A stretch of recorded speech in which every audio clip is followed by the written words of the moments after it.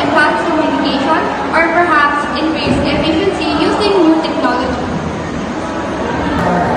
Once you've outlined your goals, you need to identify your target audience. Are they beginner, intermediate learner, or expert? Their current skill level or need will shape how you design your program. Step 2. Design the training program. Next, you need to design the training program. This is about curriculum development. You need a blend of theory and practical activities. Start by developing content that is relevant to the skills you want to impart.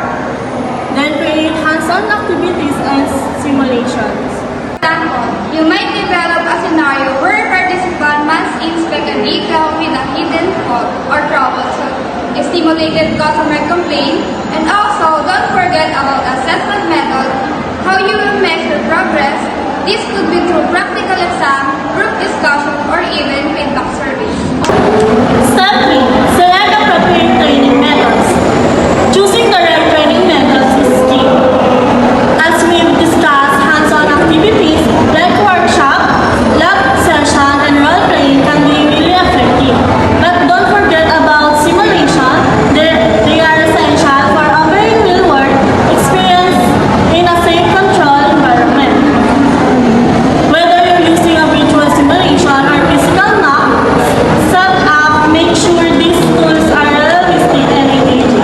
For step 4, gather resources and equipment. Before your training kicks off, gather all the resources and equipment you need, whether it's training manuals, diagnostic tools, or mount vehicles. We need to make sure everything is in place. Facilities are also important. Ensure that you have space training rooms, labs, or garages to carry out the practical exercises. Step, implement the training program. Now it's time to implement the program. Start by scheduling sessions that fit for your participant's schedule. Encourage active participation. This is hands-on training. After all, use a variety of methods, demonstration, group exercise, and individual practices. 1, 2, 3, go! I hope you find this helpful and interesting. If you have any questions or topics you would like to explain further, don't forget to like, subscribe, and hit the notification bell button for more questions or topics you'd like to discuss. Drop them in the comment section below.